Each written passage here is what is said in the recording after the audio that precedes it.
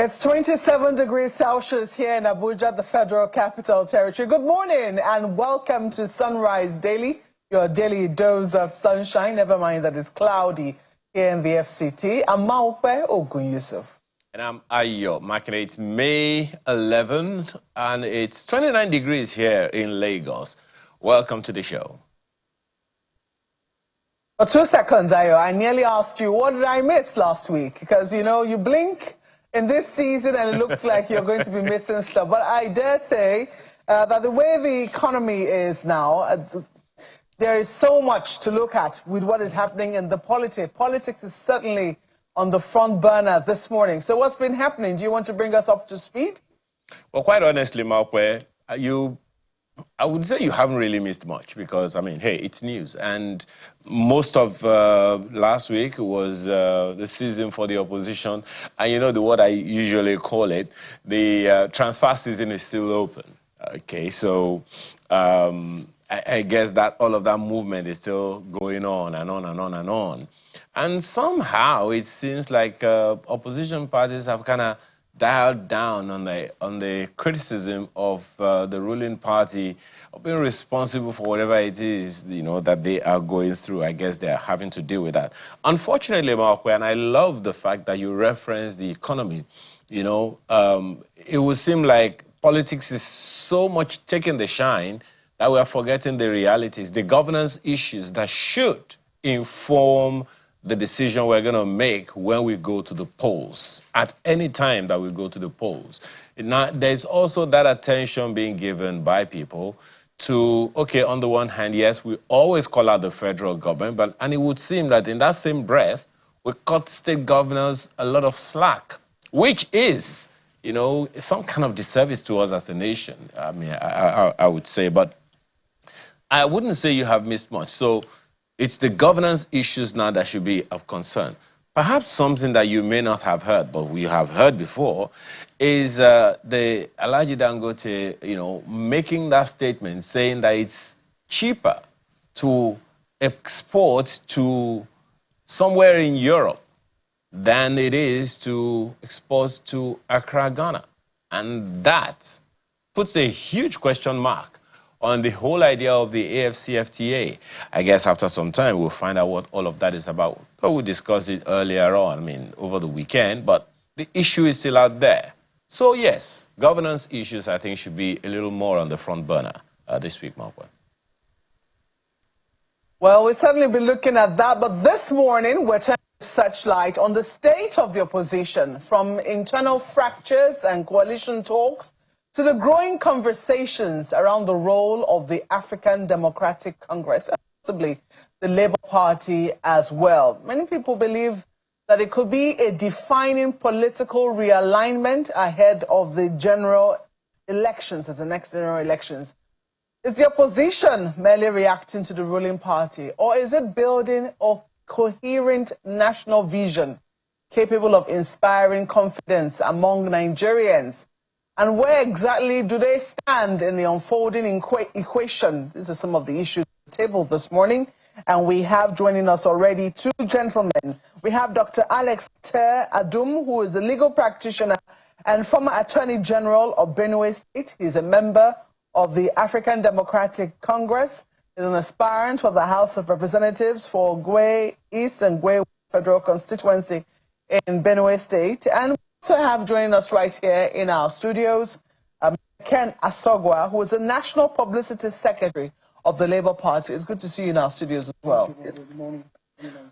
But let me start with you, Mr. Tedum. I'm sure that you have been following very keenly, even though right now you're in Benue State, understandably, as a result of some of the politicking that will be going on. You've been following very keenly activities happening right here in the FCT. And we saw about less than 2 weeks ago the defection of Mr. Peter Obi from the African Democratic Congress to a new party, a relatively new party, the NDC, the National Democratic Congress.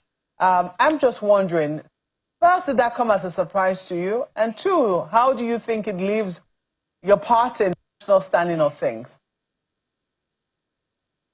Well, thank you very much, Maupe. And My take on Peter Obi's realignment with the National Democratic Congress away from the ADC is that first and foremost, we must all appreciate the fact that the Constitution of Nigeria allows for freedom of association of every individual. And the philosophy of the ADC, right from the onset, was to pursue the APC governments to ensure that there's open democratic space for everyone to participate in the democratic process. So I take it that Peter Obi is expressing his fundamental constitutional right of the freedom of association by moving away from the ADC, into the NDC. Do we grudge him for doing that? Certainly not. We cannot grudge Peter Obi for moving away from the ADC.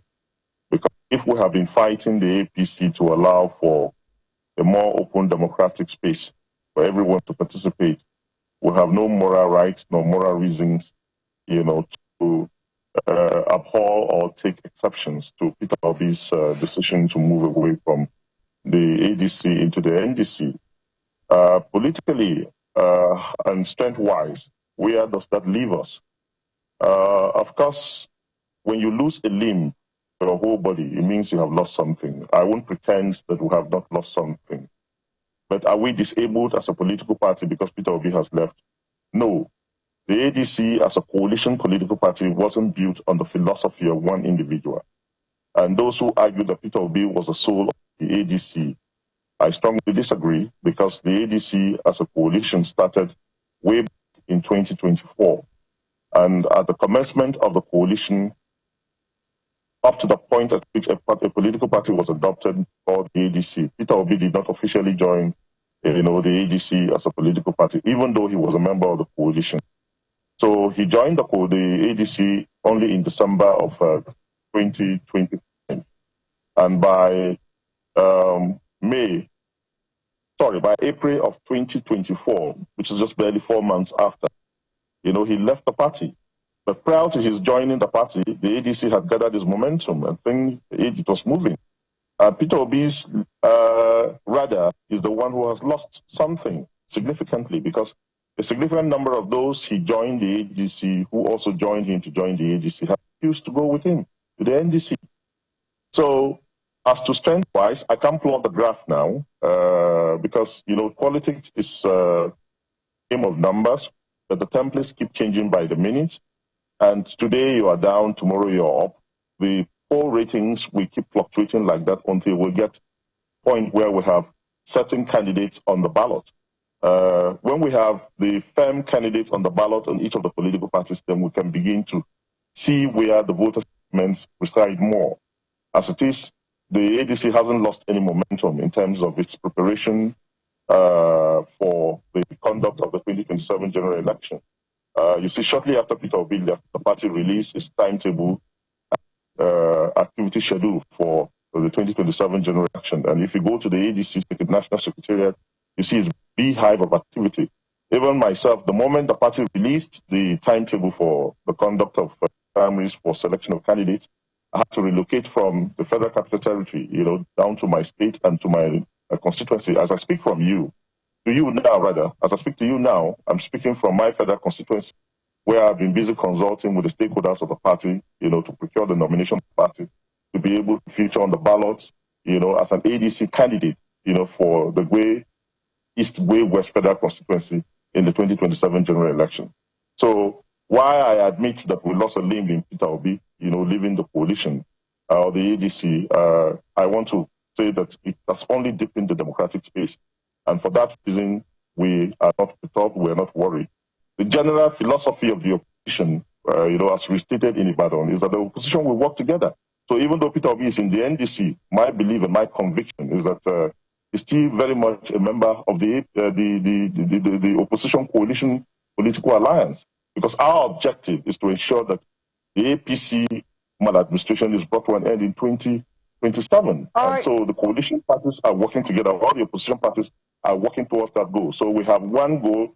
We are all going to London. It's just the rough Some are taking BA, which is a straight flight to London. Some are taking Lufthansa, which now gives you a detour in Frankfurt before you get to London. But all right, Dr. Adum, that's very interesting, because I wonder how, if you're all going to the same destination, I think that there should be a point man for that destination. I think that is basically, some people say maybe that's the key issue.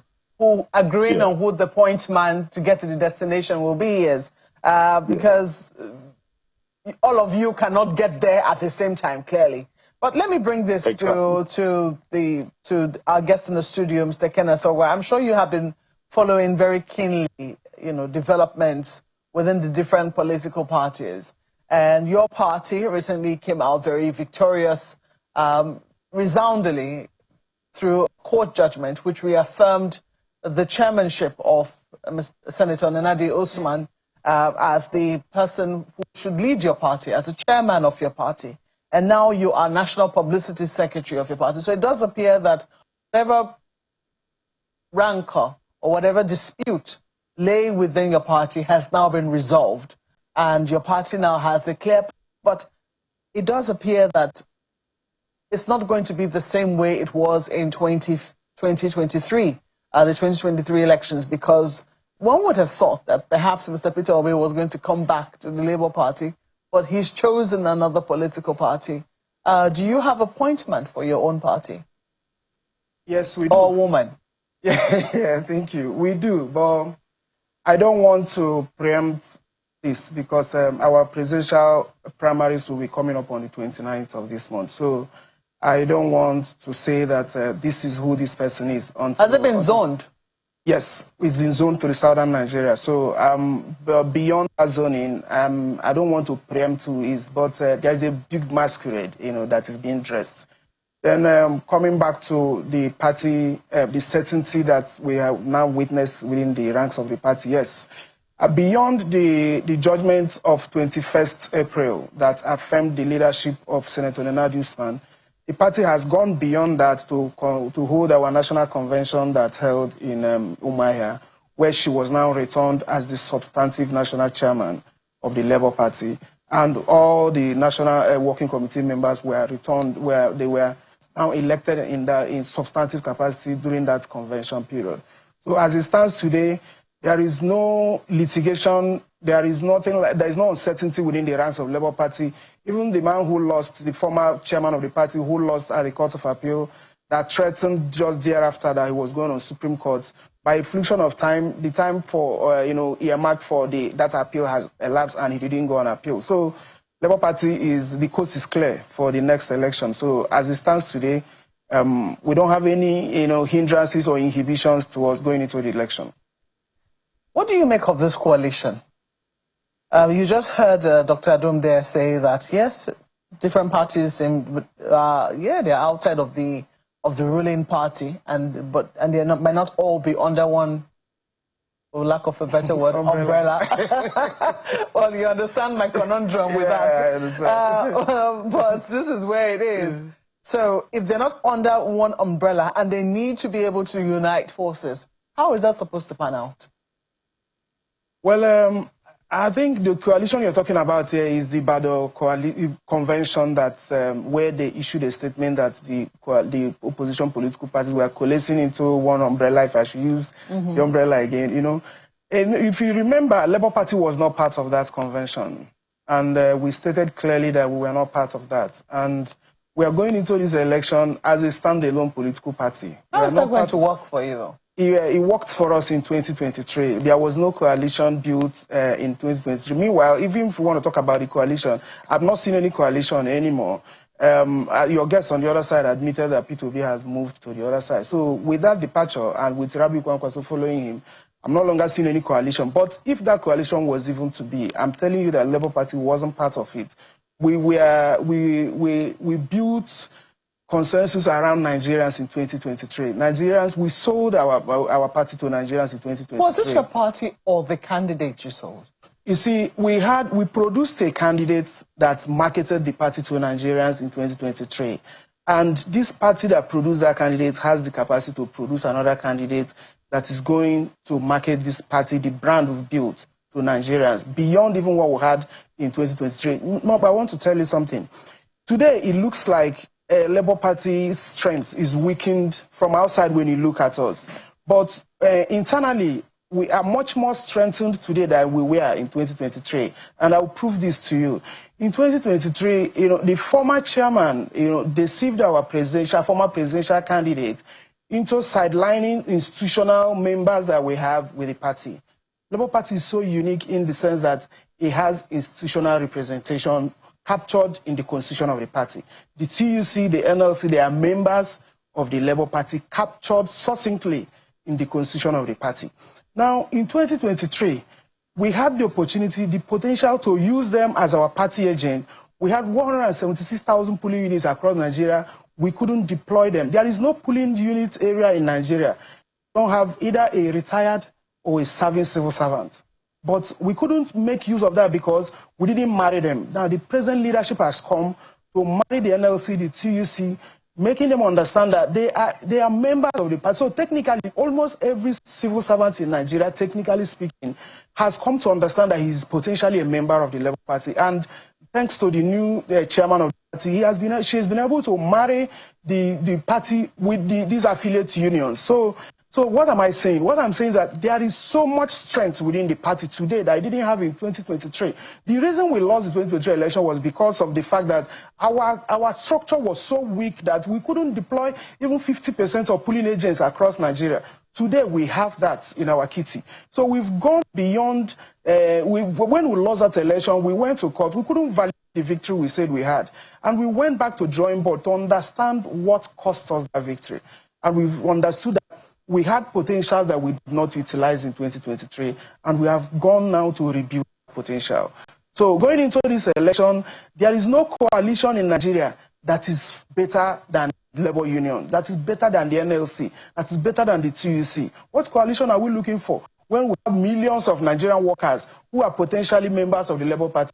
Today, the certificate of registration of the Labour Party is in the hands of NLC. It is their party. It was registered in 2003 till date. So there is no rift right now or rancor between the Labour Party and the Nigeria Labour Congress? No, none since the new leadership came on board. So we are together. All right, let me take this to Lagos because I know that I would also want to get in some questions. Thank you, Malkwe.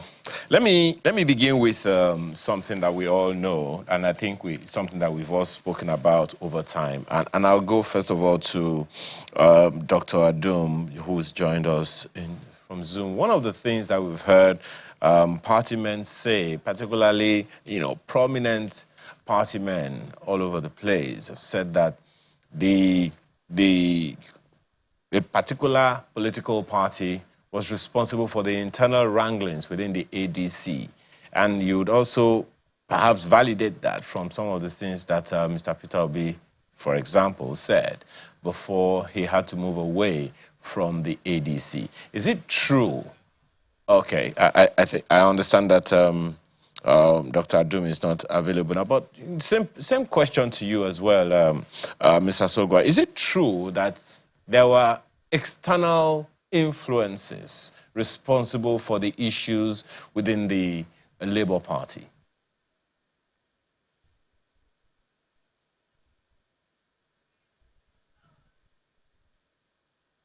That there could be some external influences, especially when the former chairman was there. So, but we've moved beyond that as a political party. We've moved beyond what transpired in the past. As like I said earlier, Labour Party does not have any issues today. But even with the external issues, if we should dissect it properly, it behoves the opposition political parties to get their acts right. The truth is that, if practically speaking, you can't have a sitting president who would want people literally to build to mass opposition that will remove him from power.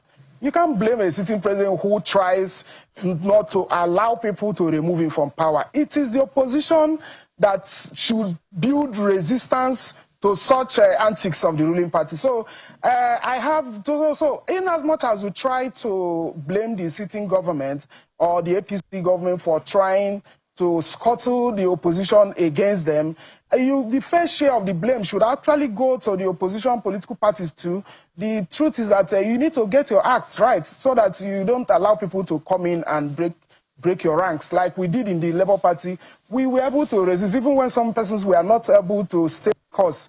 We steadied the ship. We stayed back and steadied the ship, thanks to our national leader, Governor Alex Otti, who remained faithful to the party, even against so many, overtures by people who were, advising him to abandon the ship, to leave the party, especially in the wake of so many governors defecting to the ruling party. He stayed back and said, "Look, I don't want to abandon the party that sponsored me to power. That I have to be here." That is noted. And one wonders. There are a number of other questions that I want to bring to you, but let me ask Dr. Adum the same question of whether or not external influences affected or are responsible for the internal issues that the ADC had, which led to the exit of Mr. Peter Obi. As you have said, the party lost a limb, but you still have the whole body together. Is it true that those external forces were with the intention of disrupting the ADC so that your ranks are weakened? Yeah, thank you very much. Yeah, there's no gainsaying the fact that external influences were heavily exerted on the ADC coalition, especially when the momentum was becoming too glaring that the ADC was the alternative.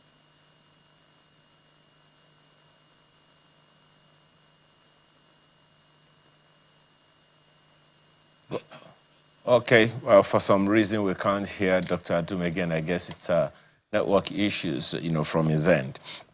Well, I guess he was also going in the same tangent as you, Mr. Sogwa. There are those who have also said, that, Mr. Sogwa, this is for you. There are those who have also said that the political parties in Nigeria are just vehicles for seizing power, and they do not really have divergent ideologies, as all parties in Nigeria are the same, which is what makes it easy for anyone to crisscross from one political party into the other, which also makes it easy for political parties to welcome anyone that can give them the numbers. Is that true for the Labour Party as well? No, it's not true for the Labour Party. But yeah, what you said is actually true to the extent that political parties, even though political parties, so many political parties are ideologically rooted, when you go into their constitution, you will always see their motto, in the introductory pages of the constitution, you will see what the political party stands for. And these are the ideologies of political parties. But politicians are the people who don't have ideologies. And they tend to use political parties as special purpose vehicles to just get into power and abandon it thereafter. But for us in the Labour Party, that is completely a very different scenario. Our motto, our ideology is equal opportunity and social justice. And this is what we have been practicing. This is what we have made sure that every elected office holder within the ranks of the party, takes this to heart as the motto of the party. And we are doing that. The only governor we've produced today in Abia State, he's been ranked across board as the best performing governor in Nigeria. And he's been able to practice this, to exemplify what our motto stands for. But answering your question... Just a moment. Yes, I think you have sufficiently answered the question. But it goes back to the issue raised earlier, which is, if the Labour Party was so different, and as you said, politicians are the way they are, shouldn't that make it difficult for the Labour Party to welcome just anyone into the party simply because your ideology as a politician does not align with our ideology as a political party? I don't know if that makes any sense. Well, sometimes, yeah, it does. Sometimes politicians could be very crafty. When people come with their manifesto, they come in, they tell you they want to do this, they want to do that. So when you come in, you see the thoughts that they've articulated. You try to marry it with what you have.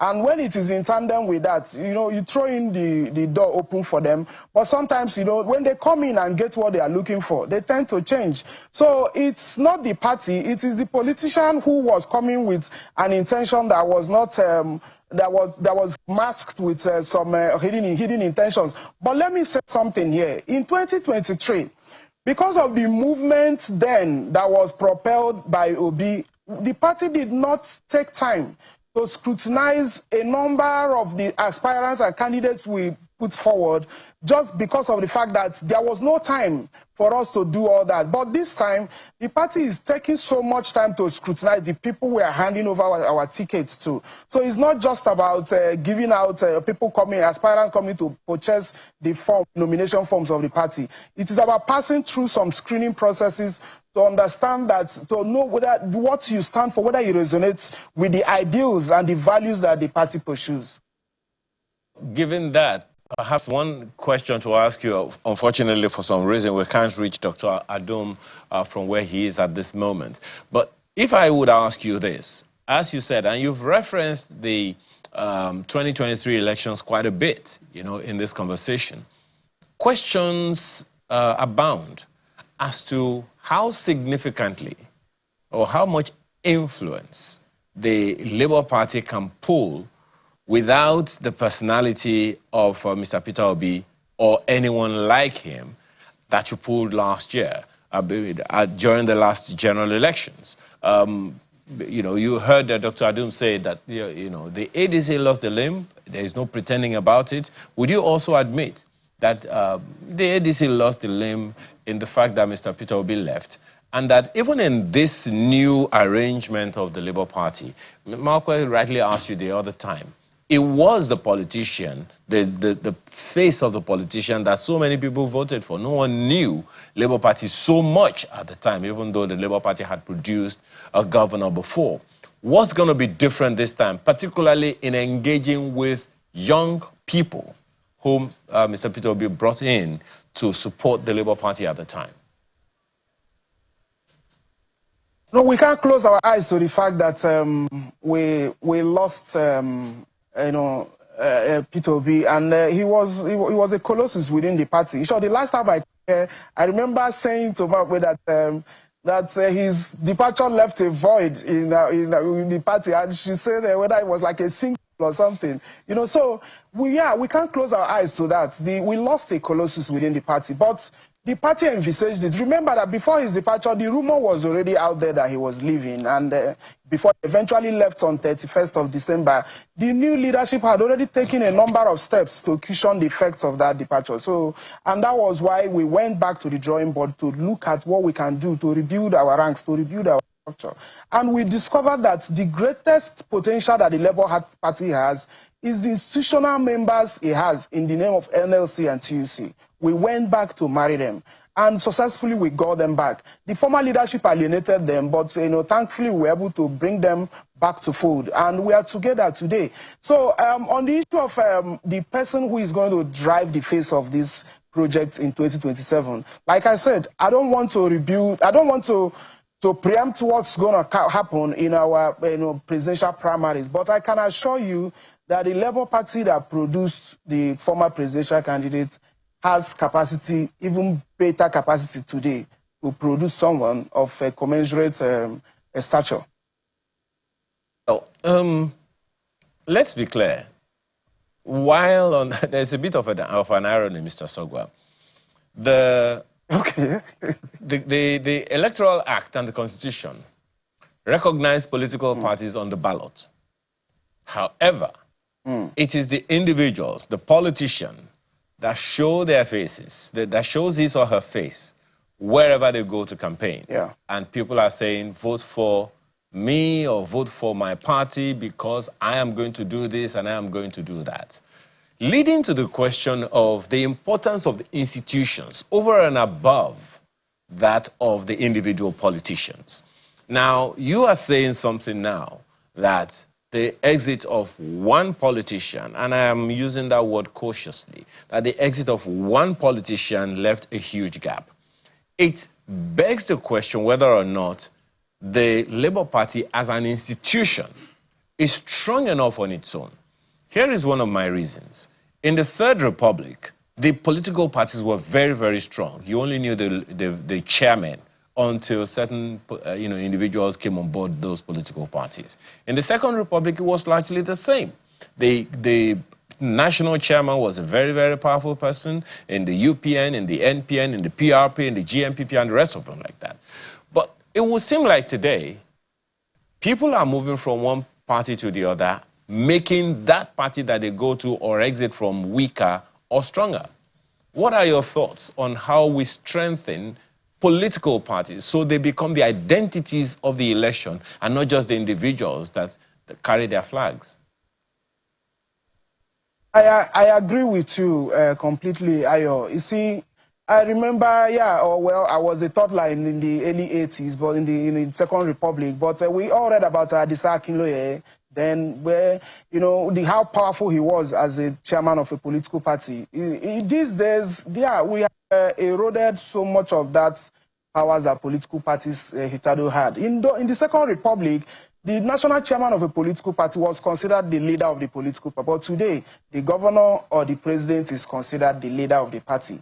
So it's an aberration to the extent that today, you see political parties holding their neck meetings in Aso Villa, in the government houses. It's not supposed to be. Even in the early period of this, our democracy, you would see President Obasanjo visit PDP headquarters for every meeting held. Whenever you come to Wadata House, you see the whole of the area barricaded because the president was visiting for one meeting or the other. But today, political parties take their meetings to the villa. Why? It is because of the fact that he who pays the pipe dictates the tune. And so why does the man who pays the pipe dictate the tune? It is because of the fact that he's the one solely financing political party. So political party should go back to the drawing board and start. Every member of political party, every political party constitution has where it is obligatory for a member to pay his dues. But political parties don't go after their members to pay their dues. If their members were paying dues, political parties will have a life of its own. That you don't need to go cap in hand with the governor or the president to look for funds to run political parties. So the moment you leave yourself, you lose your guard for the president to be the sole financier of the political party, you will operate at his whims and caprices. If he invites you to his bedroom to come and hold neck meeting in his bedroom, you will go there because you need the money coming from him. So for me, I think the political parties should go back and start collecting levies from members. That is the only way they can self-finance themselves without looking for any leader or any political office holder to goad them into one or two directions. All right. I think Mr. Adum, Dr. Adum is back with us. If you can hear me, I just want to know, what exactly would you be selling? What does your party intend to sell to Nigerians, different from what the APC is currently selling to them? ADC is absolutely different from the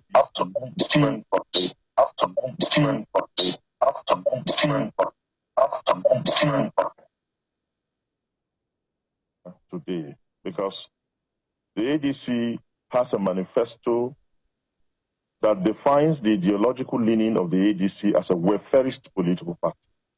Welfarist in the sense that the welfare of the ordinary Nigerian is the philosophy and the governing approach of the ADC if we eventually get into power.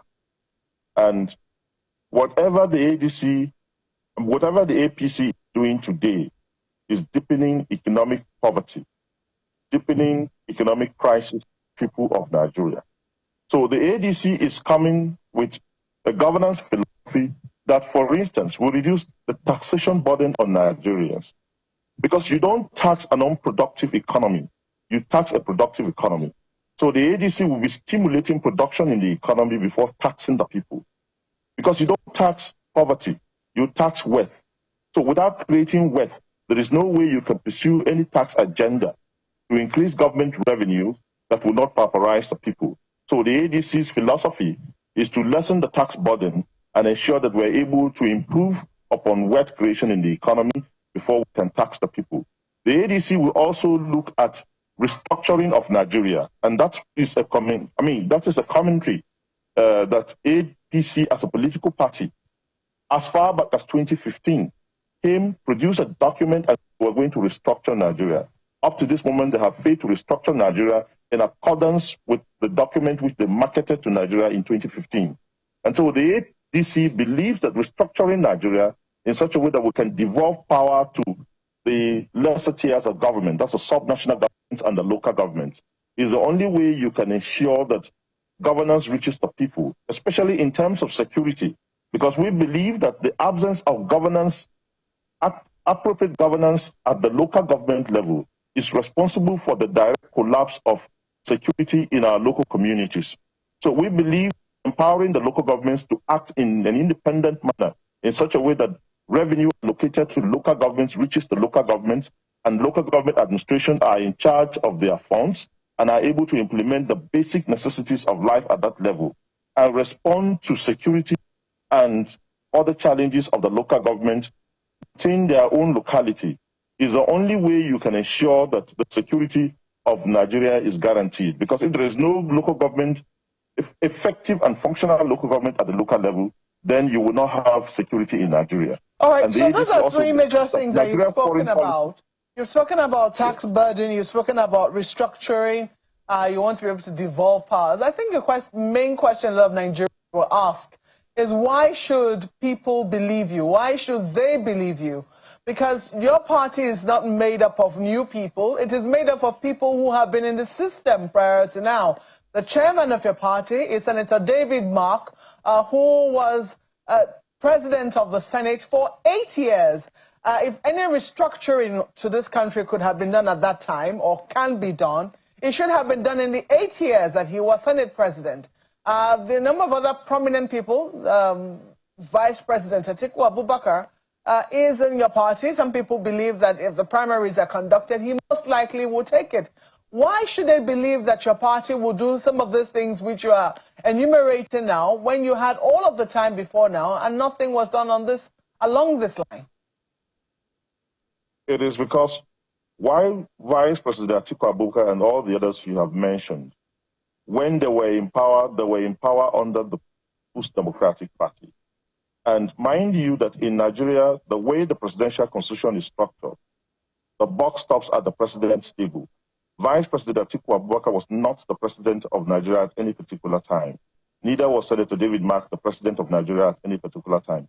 Being the president of the Senate does not give you the absolute constitutional powers to be able to initiate some of those reforms.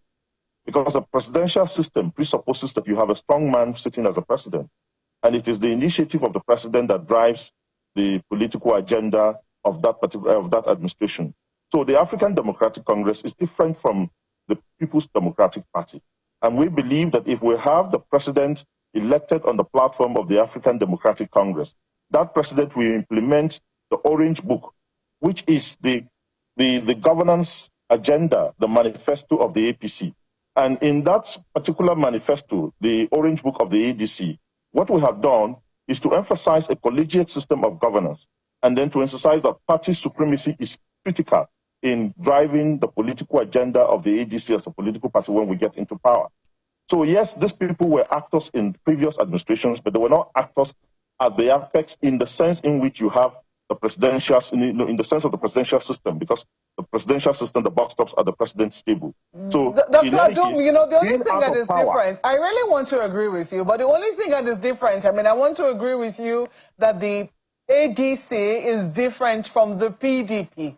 But if there's anything we know, we do know that the Senate does have significant, as a matter of fact, there was a whole conversation which led to the constitution of a national conference sometime in 2014, and I remember that we're all a part of that conversation leading up to the constitution of that particular conference. And we saw how the National Assembly took some of the the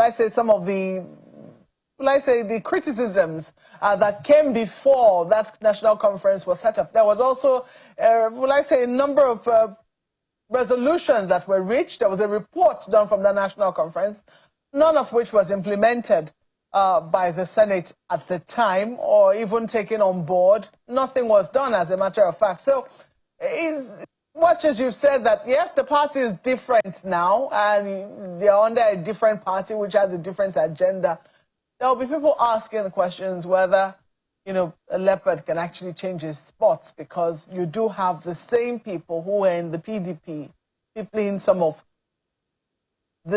people in the ADC as we speak. So can you really say, oh, it was not really our party? That is different. You have served as Attorney General in your state, and I imagine that you did that under the PDP, isn't that correct? And you'll be selling yourself to your people based on what you have done, what they have seen you do.